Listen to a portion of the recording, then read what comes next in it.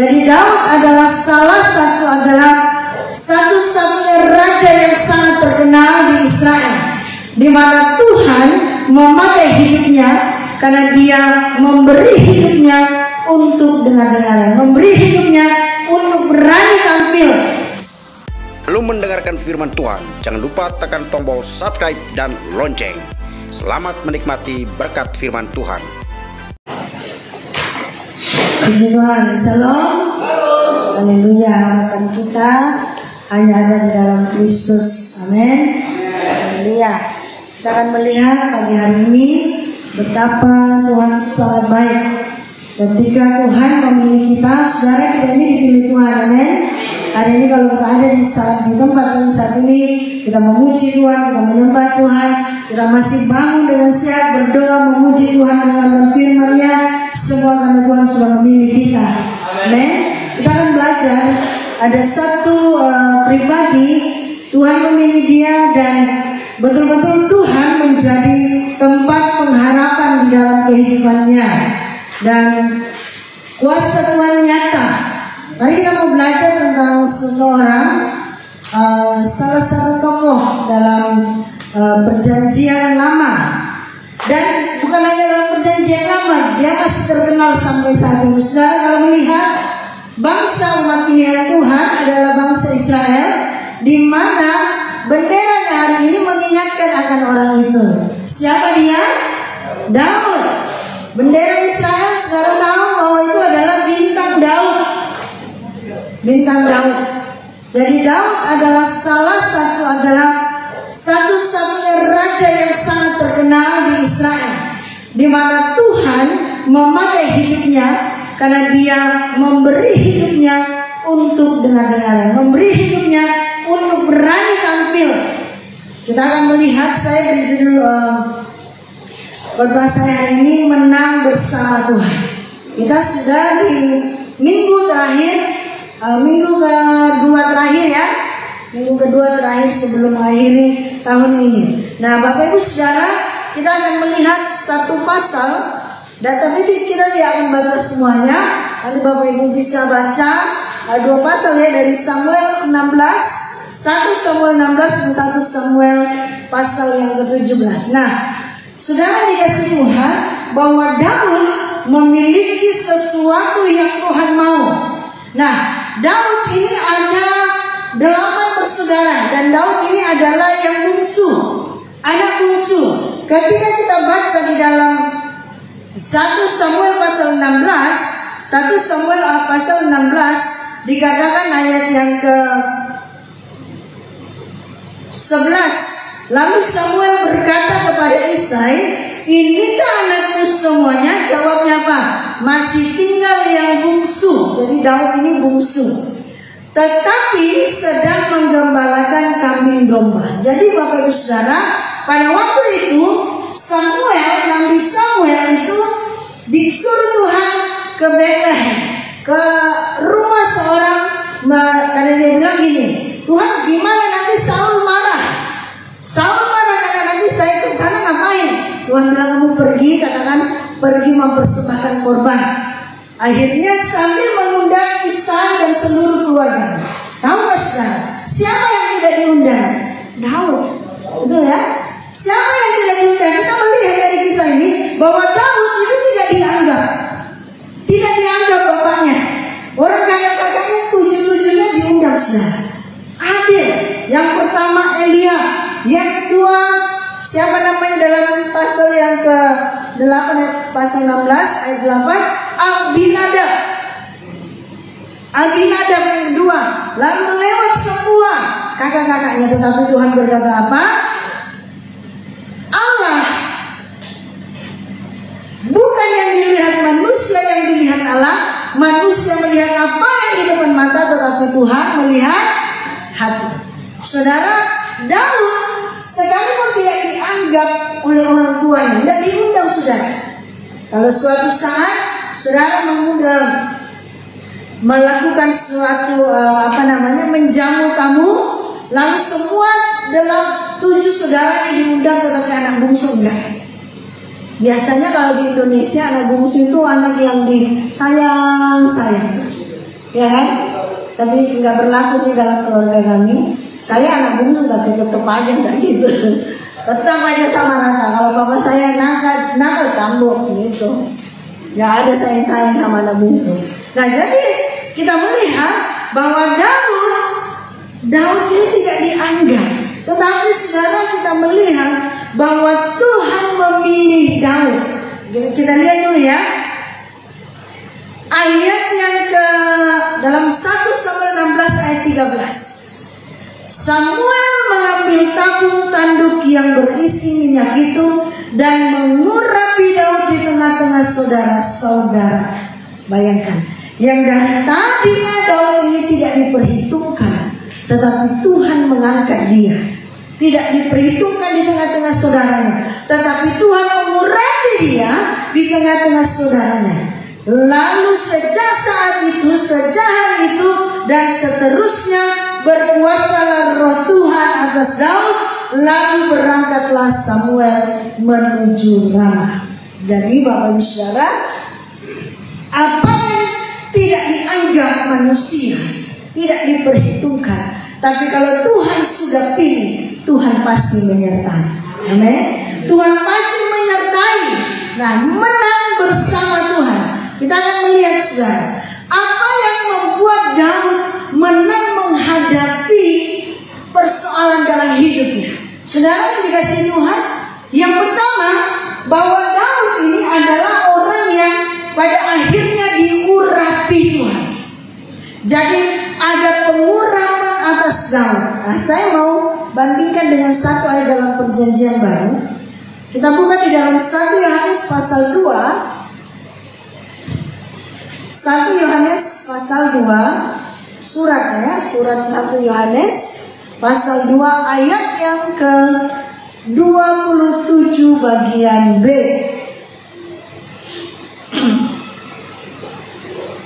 Mulai tetapi sebagaimana pengurapannya. Ayat 27b dikatakan, tetapi sebagaimana pengurapannya mengajar kamu tentang segala sesuatu, dan pengajarannya itu benar, tidak dusta, dan sebagaimana ia dahulu telah mengajar kamu, demikianlah hendaknya kamu tetap tinggal di dalam dia. Di dalam pengurapan, di bawah pengurapan ada dua hal, yaitu ada pengajaran dan tetap tinggal di dalam dia. Daud diurapi Tuhan dan dia tetap tinggal di dalam takut akan Tuhan. Dia tetap ada di dalam pengajaran firman Allah. Saudara yang dikasihi Tuhan, kalau kita melihat Mazmur, itu banyak Mazmur yang ditulis oleh Daud, itu isinya tentang firman Tuhan, tentang bagaimana dia mengeluarkan segala sesuatu dari dalam isi hatinya. Di dalam Mazmur kita lihat bahwa Daud punya hubungan yang erat dengan Tuhan, punya hubungan yang dekat dengan Tuhan. Nah, saudara dikasih Tuhan, di dalam pasal 17 ada seorang yang sangat juga sudah terkenal ya, seorang pendekar, seorang pahlawannya orang Filistin. Siapa namanya? Goliat. Goliat ini tingginya 6 hasta sejengkal. Kalau jengkal tangan saya ya tidak terlalu besar. Tapi 1 hasta itu 45 cm kalau di Indonesia.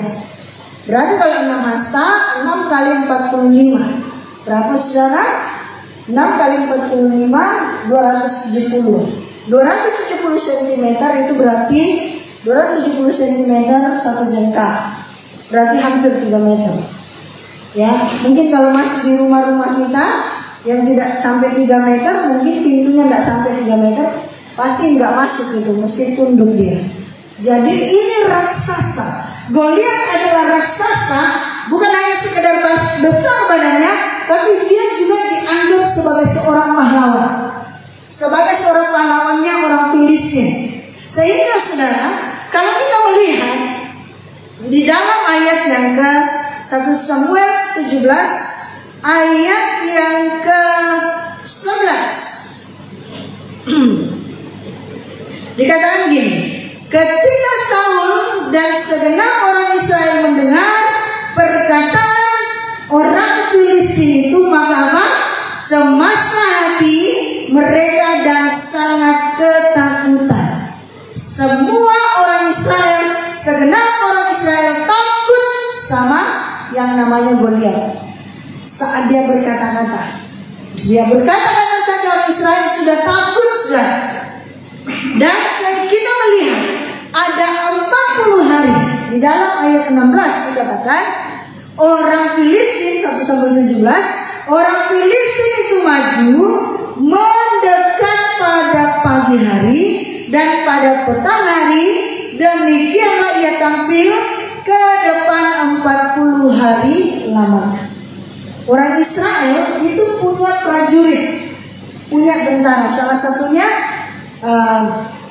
kakak-kakaknya Daud itu tentara-tentara atau prajurit-prajuritnya Saul.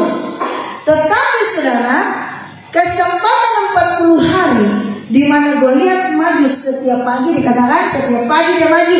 Ayo bangsa Israel, siapa yang mau menantang saya? Habis itu pulang, dari maju lagi sore. Ayo bangsa Israel, siapa yang mau maju menantang saya, melawan saya? Gak ada yang maju. Prajuritnya tidak berani. Tidak ada yang maju 40 hari. Kali 1 hari 2 kali, berarti 80 kali.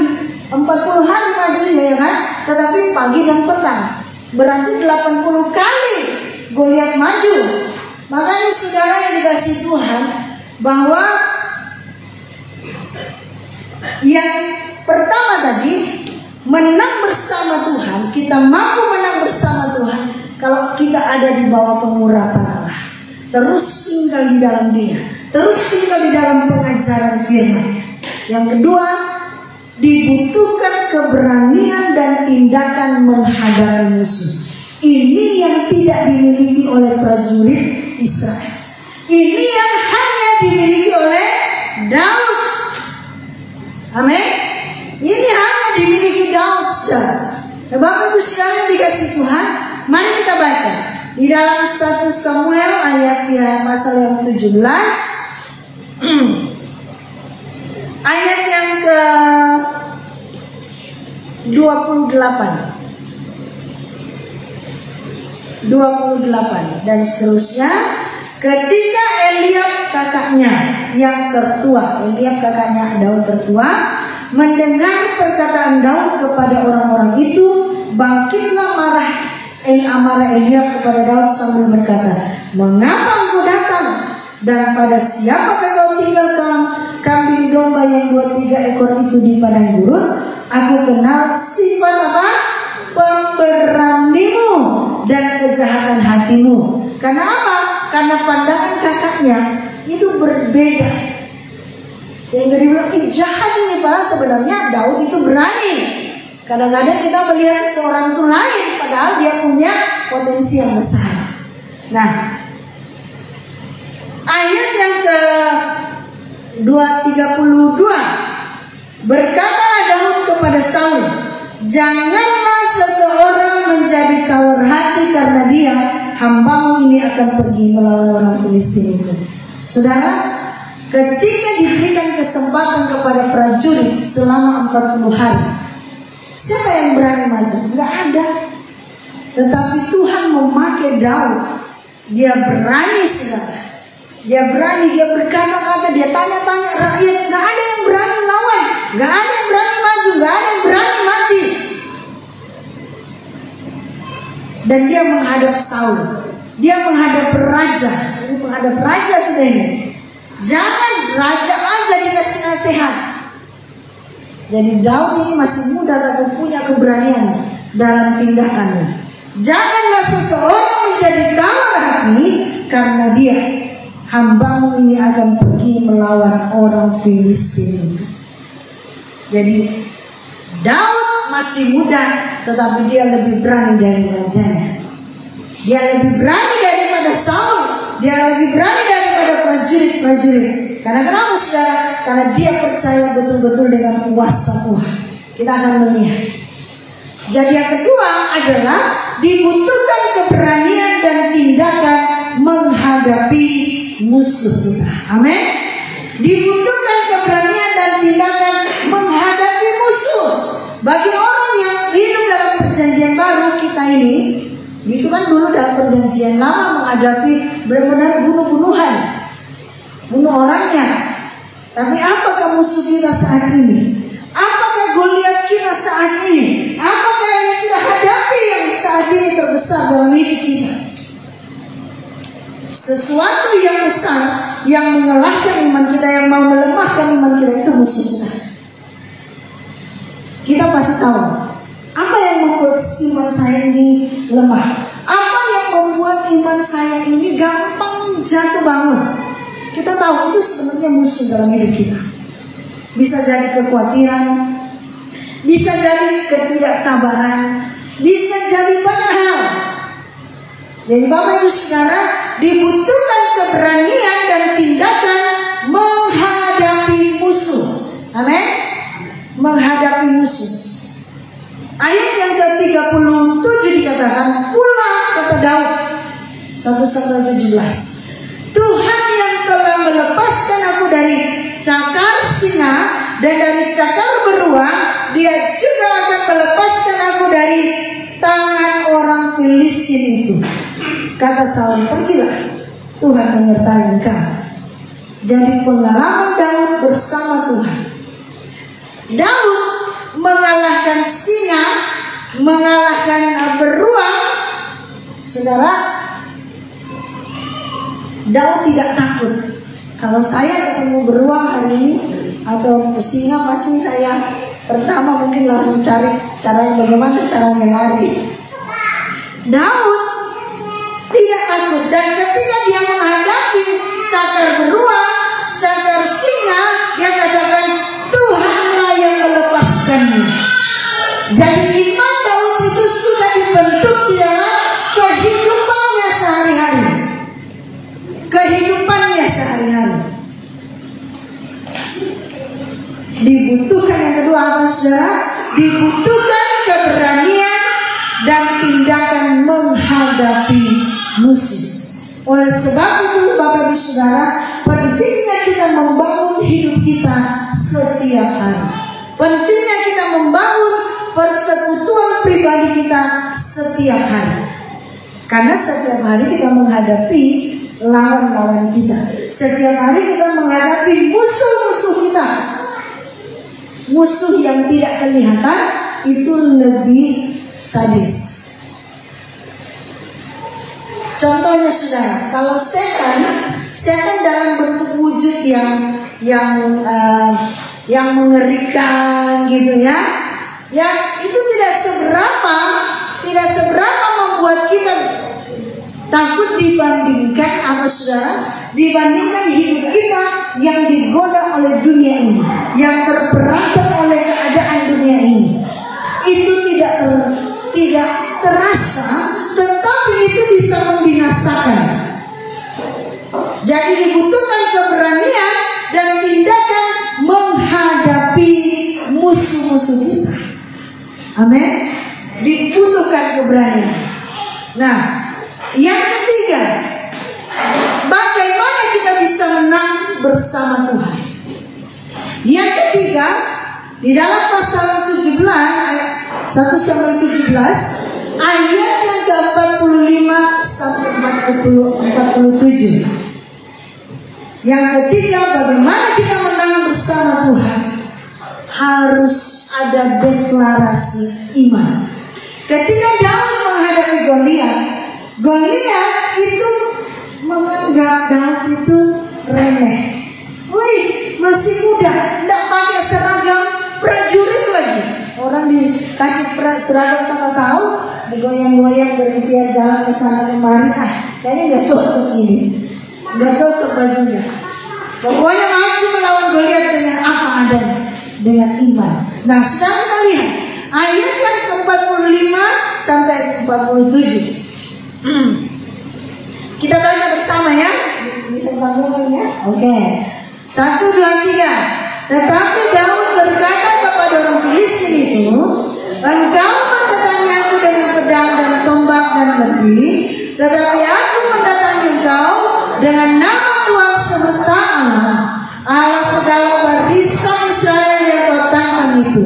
Hari ini juga Tuhan akan menyerahkan engkau ke dalam tanganku, dan aku akan mengalahkan engkau dan memegang kepalamu dari tubuhmu. Hari ini juga aku akan memberikan nyawamu, mayatmu dan mayat orang tentara Roh Filistin kepada burung-burung di udara dan kepada binatang-binatang liar, supaya apa? Seluruh bumi tahu bahwa Israel mempunyai Allah. 47. Dan supaya segenap jemaat ini tahu bahwa Tuhan menyelamatkan bukan dengan pedang dan bukan dengan lembing, sebab di tangan Tuhanlah pertempuran, dan Ia pun menyerahkan kamu ke dalam tangan kami. Amin. Jadi Daud mendeklarasikan imannya. Daud mendeklarasikan imannya. Saudara, ini pelajaran supaya kita terbiasa setiap hari mendeklarasikan iman kita. Apa yang saudara baca di dalam ayat Alkitab itu bisa jadi deklarasi iman kita setiap hari. Nah, yang kita belajar hari ini, saudara, Daud punya keberanian, punya tindakan, tetapi tindakan yang bagaimana? Tindakan yang penuh iman. Dia mendeklarasikan imannya. Engkau mendatangi aku dengan tombak, dengan pedang, dengan lembing, tetapi aku mendatangi engkau dengan nama Tuhan. Apakah tidak ada sesuatu di tangan Daud? Ada. Yang dia siapkan tadi, batu-batu dari sungai, ada. Tetapi dia katakan bahwa aku datang dengan nama Tuhan semesta alam, Allah segala barisan Israel yang kau tantang itu.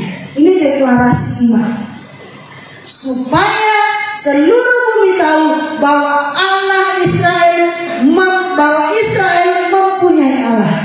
Saudara, ketika kita menghadapi musuh kita, kita harus menang supaya orang lain lihat, wow, ada Tuhan di dalam hidupnya. Amin. Kalau kita kalah, orang tidak akan bisa sama aja. Kita harus menang menghadapi setiap serangan-serangan kekuatan musuh kita. Setiap serangan-serangan kekuatan musuh kita yang mau melemahkan iman kita, kita harus mendeklarasikan iman kita. Kita harus berkata bahwa Tuhan bersama dengan kita. Amin. Dia adalah Immanuel. Jadi deklarasi iman itu mengobarkan semangat kita menghadapi musuh, mengobarkan semangat kita mematahkan intimidasi musuh. Saudara, intimidasi itu paling sering dalam hidup kita. Intimidasi setan, intimidasi iblis itu masuknya lewat pikiran kita, lewat perasaan, karena dia masuknya lewat jiwa. Kalau kita udah percaya Kristus, menyerahkan diri kita, roh kita itu udah di tangan Tuhan. Tetapi jiwa kita itu masih diobrak-abrik. Karena jiwa itu ada 3, pikiran, perasaan, dan kehendak. Disinilah iblis mengintimidasi dalam pikiran, mengintimidasi dalam kehendak, mengintimidasi dalam perasaan. Makanya kadang-kadang merasa, aduh, aku rasa aku tidak enak, dan aku pikir aku salah. Saudara, menghadapi musuh, menghadapi kekuatan musuh yang mau melemahkan kita, melemahkan iman kita, berjalan bersama Tuhan, harus kita deklarasikan iman kita. Amin. Harus kita deklarasikan. Oleh sebab itu, saudara, setiap hari kita harus membaca firman Tuhan. Setiap hari. 1 pasal, 2 pasal, maju lagi 3 pasal, sampai seberapa kita mampu. Berjalan 2022, jangan lagi kita sama dengan 2021. Kita harus maju dan menang bersama Tuhan. Amin. Jadi deklarasi iman membuat kita mengobarkan semangat kita menghadapi musuh, mematahkan intimidasi musuh bagi kita. Setiap iblis mengintimidasi kita, kita lawan dengan firman Tuhan. Kita baca firman Tuhan. Jadi Bapak Ibu Saudara yang dikasih Tuhan, Mari kita menyambut Natal, menyongsong tahun baru di depan kita dengan berkata bahwa kita harus menang bersama Tuhan. Amin. Kita harus menang menghadapi setiap tantangan dalam hidup kita. Kita harus menang menghadapi setiap sakit penyakit, setiap apa yang terjadi dalam hidup kita. Jadi Bapak Ibu Saudara, yang membuat kita menang ada 3 poin hari ini. Yang pertama adalah ada di dalam pengurapan Tuhan. Amin. Ada di dalam pengurapan Tuhan. Ada pengajaran firman Tuhan. Ada tetap tinggal di dalam Dia. Yang kedua, dibutuhkan keberanian dan tindakan menghadapi musuh. Dan yang ketiga apa? Mendeklarasikan iman kita. Amin. Mendeklarasikan iman kita lewat apa, saudara? Lewat firman Tuhan, lewat puji-pujian. Saudara kalau lagi melemah, nyanyi ku menang bersama Yesus Tuhan. Itu mengobarkan semangat kita. Jangan sudah kecewa sakit hati, tambah lagi nyanyi yang lain. Lagu apa itu? Ku tak sanggup apa ya? Pokoknya lagu gitulah, tidak sanggup, lagu sakit hati, lagu kecewa. Aku tak sanggup lagi, gitu lagunya. Wah, tambah lemah saudara. Jadi kita harus mendeklarasikan iman kita lewat puji-pujian. Makanya saudara, kalau kita nyanyi dengan sungguh-sungguh, amin, dari hati, itu bagian dari deklarasi iman kita. Kalau kita baca firman Tuhan, baca sungguh-sungguh, Tuhan pasti buat kita mengerti. Tuhan pasti memberikan kita pengertian. Jadi mari Bapak Ibu Saudara, kita hidup di dalam kemenangan bersama Tuhan. Amin. Haleluya, haleluya. Firman Tuhan sampai di sini. Dia saja berkata, harapanku hanya pada Yesus. Dengan segala hatimu, Harapanku